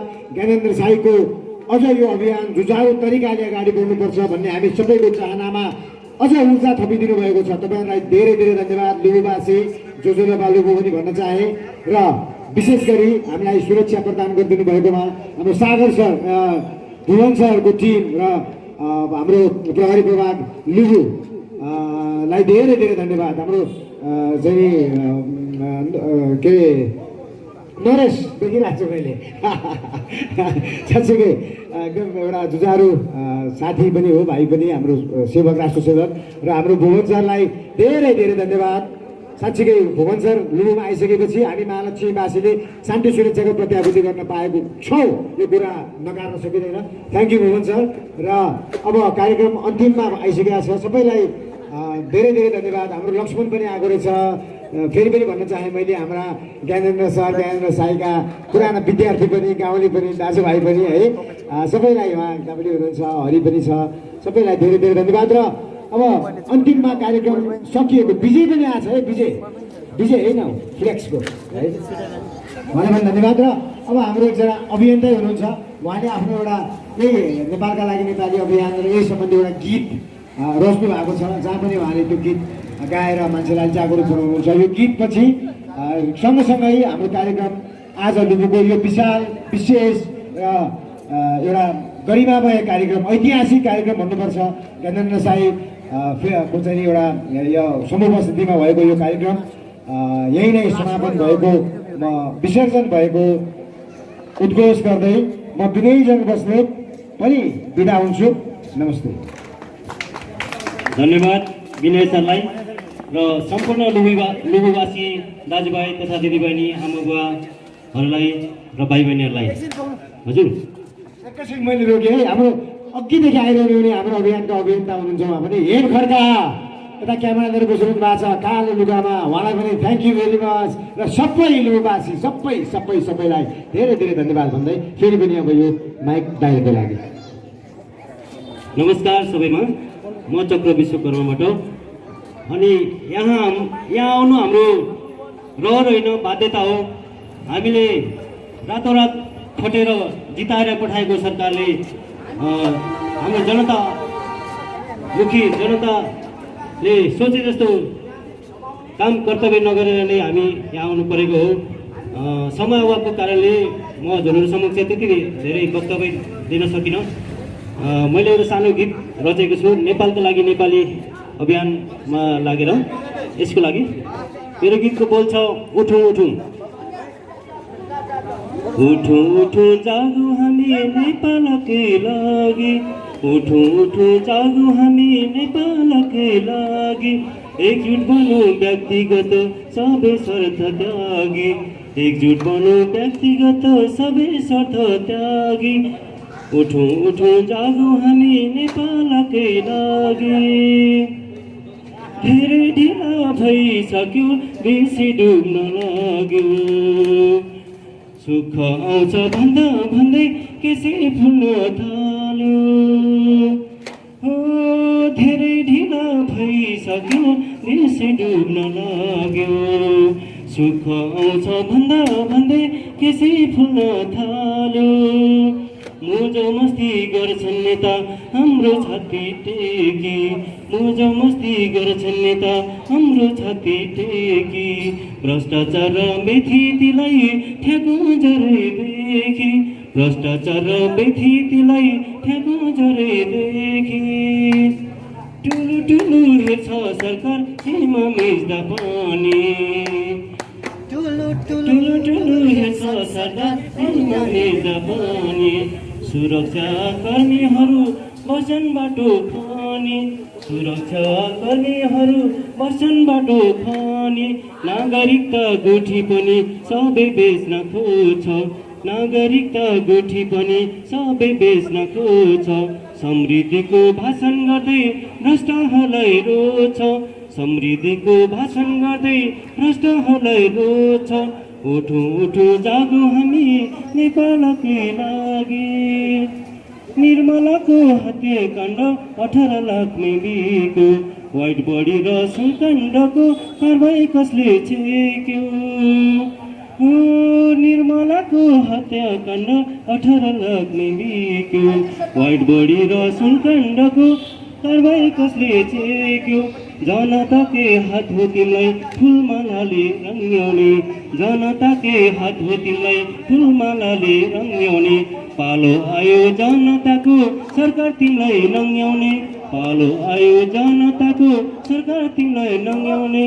उठो उठो जागो हामी नेपालकै लागि, एकजुट बनौँ व्यक्तिगत सबै स्वार्थ त्यागी, एकजुट बनौँ व्यक्तिगत सबै स्वार्थ त्यागी, उठो उठो जागो हामी नेपालकै लागि, उठो उठो जागो हामी नेपालकै लागि, नेपालकै लागि। धन्यवाद। नमस्कार, म सागर खड्का, पेसाले म शिक्षक हुँ। समग्रमा भन्नुपर्दै गर्दाखेरि हामीसँग एकदम समय कम छ। मेरो यति मात्रै आग्रह छ, हामी पार्टीको नाममा बिक्यौँ, धर्मको नाममा बिक्यौँ, जातको नाममा बिक्यौँ। अब कति दिन हामीलाई बेच्दै जाँदै गर्दा हामीले 80 लाख युवाहरूलाई विदेशमा बेच्यौँ, त्यतिले पनि पुगेन। हुँदै हुँदै यो मातृभूमिलाई पनि बेच्ने ऐनाहरूले ठेक्का लिएका छन् जस्तो लाग्दैछ हाम्रा नेतृत्व गरेर बसेका हाम्रा नेता गणहरूले। तसर्थ हामीले सब थोक बेच्यौँ, सहेर बस्यौँ। त्यो राम्रोको लागि सहेर बसेको थियौँ। विकास होला मुलुकमा भन्ने खाली एउटै मात्रै कुरा गरियो, संविधान सभा भयो भनेदेखि यतिसम्म झुटो आश्वासन दियो कि लप्सीको बोटमा फर्सी फल्छ जतिकै गरेर हामीलाई गफहरू दियो, हावा गफहरू दियो। हामीले पत्याउँदै गयौँ, विकासको सपनामा हामीले डुब्दै गयौँ, तर हामीलाई हात्ती आयो गुस्सा जस्तै गरियो। तर हामी आज यतिसम्म भयौँ कि लाचार भयौँ कि ठुलो हेर्न बाध्य भयौँ कि आज हाम्रै आँखा अगाडि मुलुक डुब्दैछ। तर हामीले सचेत हुनुपर्छ। सर्वप्रथम तपाईँहरूलाई नेपालका लागि नेपाली हुनका लागि आग्रह गर्दछ। हामी कुनै पार्टीका झोले होइनौँ, हामी कुनै जात होइनौँ, कुनै धर्म होइनौँ। त्योभन्दा पनि माथि उठेर सर्वप्रथम नेपालका लागि नेपालीले नेपाली बनाउने एउटा अभियान चलाएको छ। तपाईँ हामी सबै एउटा नेपाली मनका साथ यो अभियानमा जुट्नु हुनका लागि म हार्दिक विनम्र अनुरोध गर्दछु। बोल्ने कुरा त फेरि पनि बोलिन्छ। हाम्रा साथीहरूले सम्पूर्ण कुराहरू बोलिसक्नु भएको छ, सबैलाई जानकारी गराइसक्नु भएको छ। हामी भ्रष्टाचार र राष्ट्रियताको कुरा गरिरहेका छौँ। त्यो राष्ट्रियताको कुरा गर्न नेपालीले मात्र सक्दछ। यदि कोही पार्टीको कार्यकर्ता छ भने त्यसले पार्टीको मात्रै गुणगान गाउँदछ। तसर्थ हामी नेपाली मन नेपालीपन बनाउन सकौँ। यो मेरो देश हो, म गौरव गर्न सक्छु। म बुद्धमा गर्व गर्न सक्छु, सगरमाथामा गर्व गर्न सक्छु। म बुद्धमा गर्व गर्न सक्छु, सगरमाथामा गर्व गर्न सक्छु। म पशुपतिनाथमा गर्व गर्न सक्छु। म मेरो देशको हरेक पानी पानी, ढुङ्गा ढुङ्गा, माटो माटो, बालुवा बालुवामा गर्व गर्न सक्छु। त्यस्तै खालको गौरवको महसुस गर्नुहुन्छ भने तपाईँ आफूले आफूलाई परिवर्तन गर्नुहोस्। त्यो परिवर्तन भनेको तपाईँ नेपाली बन्नु छ। नेपाली बन्नुहोस्। त्यो नेपालीपनले तपाईँलाई हाम्रो अभियानसँग जोड्नेछ र तपाईँले गर्दाखेरि भोलिको 20 वर्ष पछाडि तपाईँका भावी पुस्ताहरू, छोरा नातिहरूको भविष्यलाई उज्जवल बनाउनेछ। तर त्यो एउटा मात्र सिर्फ तपाईँको बदलाव नेपाली हुनुमा छ। यो देशको विकास अब नेपाली हुनुमा छ। कुनै काङ्ग्रेस, कुनै एमाले, कुनै माओवादी, कुनै राप्रपा हुनुमा छैन। तपाईँ नेपाली बन्न सक्नुभयो भने मात्र यो देश बत्छ, नभए बत्दैन। यही सन्देश र आह्वानका साथ म आफ्नो 2-4 शब्द यही टुङ्ग्याउँछु। धन्यवाद। भयो तपाईँहरूको गाउँमा, तपाईँको ठाउँमा सबैजनालाई धेरै धेरै धन्यवाद उपस्थित भएर हाम्रो गन्तव्य सुनिदिनु भयो। हाम्रो देशमा, हाम्रो गाउँमा यो दिन कहिले आउँछ? हाम्रो बाजेहरूले कासो कासो रेल गुडे ज्यू कासो कासो थन ल उया चौँ भनेर यो दिन हाम्रो देशमा कहिले आउँछ? हजुरहरूले विदेशमा हेर्नुभएको छ, आकाशको माथिबाट रेल चलिरहेको हुन्छ, सबै विकास भइरहेको हुन्छ। जापानमा विश्वको सबैभन्दा स्पिड चल्ने एउटा रेल छ। हाम्रो देशमा भ्रष्टाचार पुरै स्पिड बुलेट रेल भएर चलिरहेको छ। यो कहिलेसम्म हुन्छ? त्यसैले अब हामी सबैजना एकजुट हुन जरुरी छ। तपाईँहरूको गाउँमा विकास हुन जरुरी छ, बाटोघाटो बन्न जरुरी छ, देशमा रोजगार सिर्जना हुन जरुरी छ। र हाम्रो एउटा नेपालको लागि नेपालीबाट एउटा हामीले गीत पनि सिर्जना गरेको छौँ। म 2 शब्द सुनाइदिन चाहन्छु।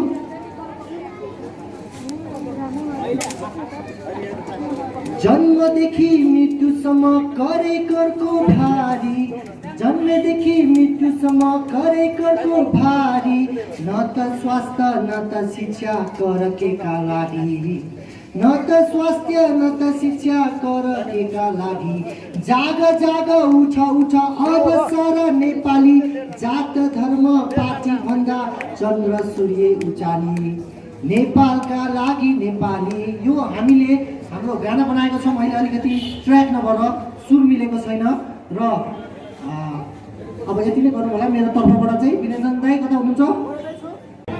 यस कार्यक्रमका सञ्चालक आदरणीय विनयजङ बस्नेतज्यू, नेपालका लागि नेपाली अभियानका अभियन्ता डाक्टर सुरेन्द्र भण्डारीज्यू, त्यसै गरी अभियन्ता ज्ञानेन्द्र साईज्यू, सम्पूर्ण महालक्ष्मी नगरपालिका प्रति उत्तरदायी सम्पूर्ण आदरणीय दिदीबहिनी तथा दाजुभाइमा म ललिता खुनिया लाली गुराँस महिला सशक्तिकरण समाजकी अध्यक्षको तर्फबाट यहाँलाई हार्दिक नमन व्यक्त गर्न चाहन्छु।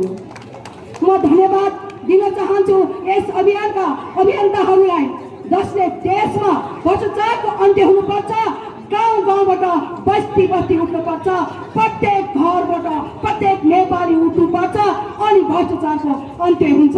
हामी यो देशमा हिजो एउटा राजाले शासन गर्थ्यो, अहिले हजारौँ राजाहरूले शासन गरिरहेका छन्। यी राजा, यी शासकहरूलाई हामीले नेपाली जनताको सामुन्ने ल्याएर नङ्गे झार पार्नुपर्छ, भ्रष्टाचारको उन्मुक्त गर्नुपर्छ, भ्रष्टाचार जडैबाट हटाउनुपर्छ भनेर लाग्नुभएका अभियन्ताहरूको लागि हामी महिलाहरू, महालक्ष्मी नगरपालिकाका महिलाहरू एकदम तयार छौँ। उहाँहरूको सपोर्टमा हामी लाग्छौँ। हामी महिला समूहको हामी नेतृत्व गरेर आइरहेका छौँ। हाम्रा महिला समूहहरू सहयोग दिशाको नेतृत्व हामीले गरिरहेका छौँ। त्यसको लागि हामी तपाईँहरूलाई पूर्ण सहमत दिन चाहन्छु। हामी आज असुरक्षित भएका छौँ। घरबाट बिहान निस्किएर जाँदाखेरि हामी बेलुका घरमा आउँछौँ कि आउँदैन भन्ने हामीलाई डर तरास भएको छ। यो राज्यले के हेरेको छ? महिलामाथि बलात्कार भएको छ, हिंसा हत्या दिन बेला भएको छ। खै गृहमन्त्री कहाँ गयो, खै प्रधानमन्त्री कहाँ गयो? यसले देशलाई विखण्डनतिर बनाइरहेको छ। हिजो 20 वर्षसम्म जनताले शासक भएका थिएनौँ। गाउँ गाउँमा आज हामीलाई सिंहदरबार आएको छ भनेर प्रत्येकको घरमा झुटो आश्वासन दिएर जितले आजका प्रतिनिधिहरू खै महालक्ष्मीको अवस्था हेर्नुहोस्, वडा नम्बर 5 को अवस्था हेर्नुहोस्। तपाईँहरू मोटरसाइकल लिएर जान सक्ने अवस्था छैन, बाल बालिकाहरू विद्यालय जाने अवस्था छैन। त्यसैले मनन गर्नुहोस्, भोलिका दिनमा यस्ता यस्ता शासकहरूलाई तपाईँ हामीले नै सचेत, तपाईँहरूले नि सचेत नागरिकहरूले यिनीहरूलाई चाहिँ जरेबाट खन्न सकेनौँ भने यो नेपाल, यो नेपाली नहुँदैन। नेपाल र नेपाली भएर हामीलाई बाँच्न गाह्रो हुन्छ। त्यसैले धेरै धेरै अभियन्ताहरूले भ्रष्टाचारको विरोधमा परामर्शसहित पूर्व वक्ताहरूले भनिसक्नु भएको अवस्था छ। त्यसैले हामी पनि यो अभियानमा सशक्त भएर लाग्छौँ। हाम्रो पनि सक्ने सहभागिता छ। त्यसैले हामीले तपाईँहरूले गरेको जुनसुकै अभियानमा विनय भाइले बोलाउनु भएको हरेक ठाउँमा मेरो उपस्थिति रहेको छ। दिदी तपाईँ आउनुपर्छ, समाजमा नेतृत्व दिनुपर्छ, महिला हक अधिकारको लागि लड्नुपर्छ, महिला सशक्त हुनुपर्छ। यस्तै यस्तै आदि विविध कारणहरूको लागि हामीले समाजमा विद्रोह गर्नुपर्छ। घरमा बाउ आमालाई छोराछोरी मन परेन भने औषध दिँदैनन्, अधिकारको कुरा हो भन्छन्। अधिकार लडेर लिनुपर्छ। अधिकार महालक्ष्मीमा हामीले आवाज उठाएर दिनुपर्छ। हाम्रा कर, हामीले तिरेका करले यस आराम र गाडी चढेर हिँड्ने यस्ता मेयर उपमेयरलाई हामीले क्वेसन गर्ने हाम्रो आँट हुनुपर्छ। अनि मात्रै विकास महालक्ष्मी मात्रै होइन, यो देशको लागि पनि हामीले लड्नुपर्छ। तपाईँ हामी युवाहरू यो देशको लागि सक्षम हुनु भएन भने भोलि यो आवाज उठाउनेको, भोलि यसको लागि विरोध गर्नेको। त्यसैले तपाईँले मनन गर्नु, सक्षम मान्छेलाई राजनीतिक हैसियत दिनुपर्छ, पढेका मान्छेलाई राजनीतिक तहमा लानुपर्छ भन्ने छैन। म आसेपासेलाई चुनावमा भोट दिएर म घर बनाइदिन्छु, तपाईँलाई बिल्डिङ बनाइदिन्छु, बाटै नभएको ठाउँमा तपाईँलाई पिच बनाइदिन्छु, सडकै नजाने ठाउँमा तपाईँलाई ढल दिन्छु र भनेर विविध कारणका आश्वासन देखाएर झुटको खेती गरेर तपाईँ हामीलाई झुकाउनु जुन खेल खेलेको छ, अबको 3 वर्षपछि तपाईँ महालक्ष्मी नगरपालिका सम्पूर्ण दाजुभाइ दिदीबहिनी सचेत हुनुपर्छ।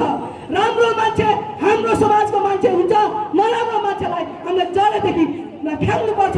यो अटोट र प्रतिबद्धताका साथ सम्पूर्ण न्यायप्रेमी महालक्ष्मी नगरपालिकाका दाजुभाइ दिदीबहिनीलाई म हार्दिक आभार र अनुरोध गर्दै भोलिका दिनमा तपाईँ हामी यदि सचेत भएनौँ भने फेरि हामीलाई खेल खेल्छन्, फेरि हामीलाई झुकाउँछन्। धेरै यस्ता आश्वासन दिन्छन् जसले आश्वासनले केही हुँदैन, सत्ताले केही हुँदैन। व्यवहारमा परिवर्तन ल्याउन सकेनौँ भने तब मात्रै हामीले समाज परिवर्तन गर्छौँ। परिवर्तनको लागि, परिवर्तनको खातिर हिजो यो अवस्था थिएन, हिजो यसरी हामी बोल्न सक्ने अवस्था थिएन। आज हामीलाई यो सिकायो, जहाँ अत्याचार हुन्छ त्यहाँ वंश कृष्ण जन्मिन्छ, जहाँ जहाँ अत्याचार हुन्छ महाभारतमा भनिएको थियो त्यहाँ कृष्ण जन्मिन्छ।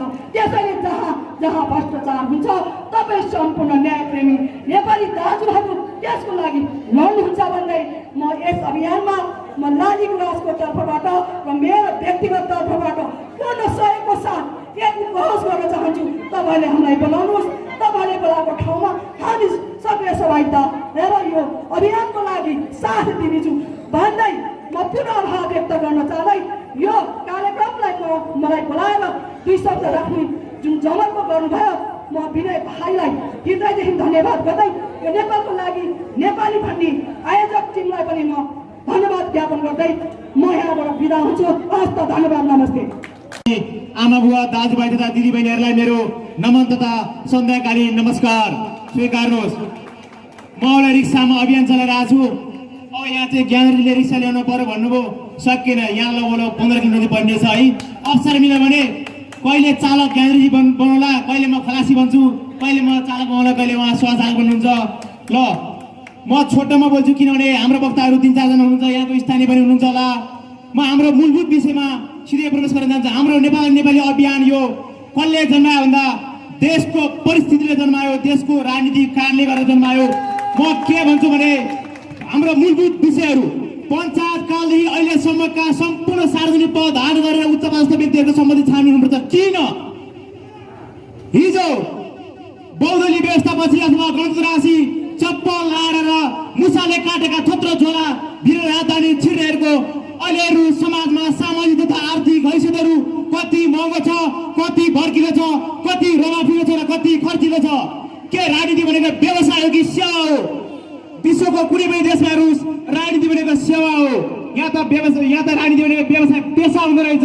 तपाईँ हरेक नेपालको राजनीतिक हेर्नुहोस्, त्यो कोलममा लेखाउँछ पेसा अथवा व्यवसाय के त राजनीति के त व्यवसाय। किन भन्छु भने म राजनीति भनेको नेपालको राजनीति भनेको भ्रष्टाचार र राजनीति परेवादी शब्द हो, एकमा परिपूरक भएर चुम्बकको समान ध्रुवबीच आकर्षण भयो। किन हो भन्दा कार्यपालिका न्यायपालिका र व्यवस्थापिकामा शक्ति पृथक गर्ने सिद्धान्त र शक्ति सन्तुलनको अभ्यासै हुन पाएन। लोकतन्त्रको विधि र प्रक्रियामा शक्ति सन्तुलनको र शक्ति पृथकको सिद्धान्त लागू हुनुपर्छ। र म के भन्छ भने पञ्चायतकालले अहिलेसम्मका सम्पूर्ण सार्वजनिक पद धारण गरेर उच्चपदस्थ व्यक्तिहरूको सम्बन्धी छानबिन गर्न यो अख्तियारले गर्दैन, गर्नेवाला छैन। किनभने संवैधानिक निकाय भनेको एउटा राजनीतिक दलको भागभण्डा हो, राजनीतिक दलको एउटा राजनीतिक नीति गर्ने थल हो, त्यो एउटा भोट बैक रहेछ। र त्यस्ता व्यक्तिहरू जुन 3 करोड नेपाली नागरिकले पत्याएका र स्वतन्त्र व्यक्तिहरू जुन शक्तिशाली छुट्टै नागरिक आएको हुनुपर्छ। हाम्रो मूलभूत विषय एउटा यो। दोस्रो, त्यो हाम्रा 70 लाखभन्दा बढी युवाहरू अहिले विदेशी भूमिमा आफ्नो केही योग्यता र क्षमतालाई खुम्च्याएर त्यहाँ रगत र पसिना बेचिरहनु भएको छ। ती 70 लाख युवाले पठाएको त्यो जुन पैसा छ त्यसले दिएको अर्थतन्त्रको कुल 50% बढी हिसाब गरेको छ। नेपालमा अर्थतन्त्र भित्र 3टा मात्रै छन्। 1 वैदेशिकबाट आएको पैसा, 2 ब्रिटिस भर्ती केन्द्रबाट आएको जुन रेमिटेन्स पेन्सन, 3 पर्यटन। म के भन्छु भने अब आउने निर्वाचनमा ती 70 लाखभन्दा बढी युवाले भोट हाल्न पाउनु जुन वातावरण बन्नुपर्छ। सजिलो छ, 21औं सजिलोको आइटीको जमाना हो, सूचना प्रविधिको जमाना हो। उहाँहरूको पासपोर्ट हुन्छ, पासपोर्टको एउटा त्यही पासपोर्ट नम्बरबाट पासपोर्ट बनाइदिउँ, फिङ्गरप्रिन्टबाट एप्स बनाइदिउँ र चिया खाँदै पनि उहाँहरूले मतदान गर्न सक्नुहुन्छ, देशको नेतृत्व चयन गर्न सक्नुहुन्छ। आज हाम्रो ती युवाहरू देशको नेतृत्वविहीन जुन देशमा एउटा असल नेतृत्व नभएर उहाँ त्यो विदेश भाषिनु भएको हो। म सम्पूर्णलाई यहाँ आउनुपर्छ भन्दिनँ। अर्को कुरा, अख्तियार दुरुपयोग गर्न सम्झना आयो। म के भन्छु भने संसदीय सुनवाई समितिले 4 अर्ब 35 करोड वाइड बडीमा भ्रष्टाचार भएको भनिएको ठहर गरिएको छ। हामीले पनि लगभग 5 महिना लगाएर प्रतिवेदन बनाएका छौँ, जुन विज्ञ सहितको टोलीको प्रतिवेदन छ। यो प्रतिवेदन यदि यो प्रतिवेदन जुट्छ भने म सरकारलाई चुनौती दिन चाहन्छु, मलाई जेल हाल्नुहोस्। यदि यो प्रतिवेदन जुट छैन भने 4 अर्ब 35 करोडको म अख्तियारलाई के भन्न चाहन्छु भने हामी 3 करोड नेपाली नागरिकले तिरेको करबाट किनेको त्यो वाइड बडी हो। म दुर्घटनामा गएँ, हेर्नुहोस् त्यहाँ 70 वर्षका बुवा आमा त्यो कुर्कुच्चामा 1 इन्ची फाटेको हुन्छ। चप्पल आजसम्म चप्पल नलागेको मैले बुवा आमा भेटेको छु। दुर्घटनामा आसाम, बाजुरा, बदाङ जानुहोस् तपाईहरू, सुदूर पूर्वका ताप्लेङ जानुहोस्, सुदूर पूर्वका ती पाथर जानुहोस् अथवा तेर्जुङ जानुहोस्। म के भन्छु, अख्तियार प्रमुख भनेको त्यो राजनीतिक दललाई कुनै व्यक्ति विशेषलाई बचाउने त्यो संवैधानिक निकाय होइन। मैले तिरेको करबाट केही हिस्सा त्यो अख्तियार प्रमुख अथवा अख्तियारको सबै 4 जना आयुक्तले खानु भएको छ। म यहाँ चुनौती दिन चाहन्छु, त्यो अख्तियारमा जुन त्यो वाइड बडीको संसदीय सुनवाई समितिले भनेको छ 4 अर्ब 35 करोड भ्रष्टाचार गरेको छ, त्यो फाइल तत्काल अगाडि बढ्न म अनुरोध गर्छु। त्यो फाइल अहिले तामेले राखिएको छ। अर्को भ्रष्टाचार भनेको निर्वाचन प्रणाली नै हो। हाम्रो देशको निर्वाचन प्रणाली आमूल प्रणालीले कानुनमा आमूल सुधार हुनुपर्छ। अब आउने निर्वाचन अगाडि निर्वाचन कानुन र प्रणाली कस्तो हुनुपर्छ भने कुनै पनि आर्थिक लाभ भएका व्यक्तिहरूले अब आउने निर्वाचनमा चुनाव लड्न पाउनु। 1 दोस्रो, कुनै पनि उम्मेदवार आफ्नो मनोनयन पत्र दर्ता गर्दाखेरि त्यो उम्मेदवार दर्ता गर्दाखेरि निर्वाचन आयोगमा अथवा जिल्ला निर्वाचन कार्यालयमा उहाँहरूले सम्पत्ति विवरण आफ्नो सार्वजनिक गर्नुपर्छ। त्यो मनोनयन पत्र दर्ता गर्न अगाडि दोस्रो मात्रै दर्ता गर्न दिनुहुन्न। तेस्रो, निर्वाचन भनेको अब मेरिट आधारमा लड्नु पर्नुपर्छ, मेरिट क्षमता योग्यता र क्षमता आधारमा लड्नु पर्नुपर्छ। तेस्रो, चौथो, कुनै पनि निर्वाचन स्थानीय तह होस्, प्रदेश होस्, सङ्घ होस्, अब उम्मेदवारलाई योग्यता तोकिनै पर्दछ। किनभने हाम्रो म उदाहरण दिन्छु, भारतका पूर्व राष्ट्रपति एपीजे अब्दुल कलाम त्यो मिसाइल बनाउनुहुन्थ्यो। उहाँ राष्ट्रपति हुनुभयो, राष्ट्रपतिको पदावधि फेरि गएर तपाईँको चाहिँ कुनै विश्वविद्यालयमा पढाउनुहुन्थ्यो। त्यही भएर नेपालका कुनै पनि त्यस्ता मलाई एकजना सरकार प्रमुख अथवा राष्ट्र प्रमुख एकजना देखाइदिनुहोस्, कुनै विज्ञ व्यक्ति देखाइदिनुहोस् र आफ्नो पदावधि सिद्धेसी कुनै आफ्नो ठाउँमा गएर चाहिँ आफ्नो योग्यता अथवा क्षमता प्रदर्शन गर्नु भएको छ। अहिले अमेरिकाका 3टा राष्ट्रपति बिल क्लिन्टन, जर्ज बुश र बाराक ओबामा। बिल क्लिन्टन र जर्ज बुश उहाँ अहिले एउटा सामाजिक क्षेत्रमा हुनुहुन्छ। अर्को बाराक ओबामा आफ्नो श्रीमतीलाई आफ्नो छोरीलाई पढाउन खर्च नपुगेर एउटा कम्पनीमा काम गर्दै हुनुहुन्छ। त्यो तपाईँलाई सबैलाई थाहा होला। म अर्को कुरो के भन्न चाहन्छु भने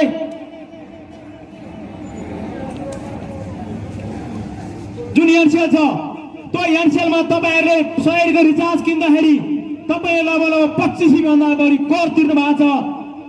त्यही एनसेलमा हाम्रै अभियानका डाक्टर द्वारिकानाथ ढुङ्गेलले मुद्दा हाल्नुभएको मभन्दा अग्रज व्यक्ति डाक्टर सुरेन्द्र भण्डारीले यहाँ बोलेर गइसक्नुभयो। उहाँले बहस गरेर हामीले मुद्दा जितेका थियौँ। त्यही एउटा सम्मानित अदालतको एउटा बेन्चले एनसेलबाट तत्काल 7 दिनतिर कर असुल गर भन्छ। अर्को बेन्च बस्छ एनसेलबाट तत्काल कर नउसुल भन्छ। त्यहाँ मैले एनसेलको 100 को रिचार्ज किन्दाखेरि मैले 25 रुपियाँभन्दा बढी कर तिरेको छ। म एनसेलबाट तत्काल कर तिर्न यो सरकारलाई म आग्रह गर्छु। एउटा प्राइभेट कम्पनीसँग कर असुल्न सक्दैन भने मैले सरकारको विरोध गर्न खोजेको होइन, मैले प्रवृत्ति र पात्रको विरोध गर्न खोजेको। म सरकारलाई फेरि पनि आग्रह गर्न चाहन्छु, मैले त्यहाँ कर तिरेको छ, त्यो कर तत्काल असुल्न म अनुरोध गर्छु। अर्को कुरो हाम्रो अब म मन्तव्य छुटाउन चाहन्छु। हाम्रो यस उपत्यका बेला अब आउने 18 गते 12 बजे नयाँ बजारको नेपाल पार्टी ब्यान्स हुँदैछ। यहाँहरूको सम्पूर्णको उपस्थितिको लागि हार्दिक अनुरोध गर्छु। अर्को कुरो सुरेश सरले भनिसक्नुभयो, हाम्रो 30 देखि 35 वटा देशमा अब 1 महिनाभित्र लगभग सम्पूर्ण हाम्रो अभियानको एउटा साङ्गठनिक स्वरूप तयार हुन्छ र हाम्रो दसैँभन्दा अगाडि लगभग देशका 30 देखि 40 वटा जिल्लामा हाम्रो सम्पूर्ण त्यो अभियानको साङ्गठनिक विभागहरू तयार हुन्छ। र म फेरि पनि भन्छु, अब आउने 18 गते दिनको 12 बजे शनिबार यहाँ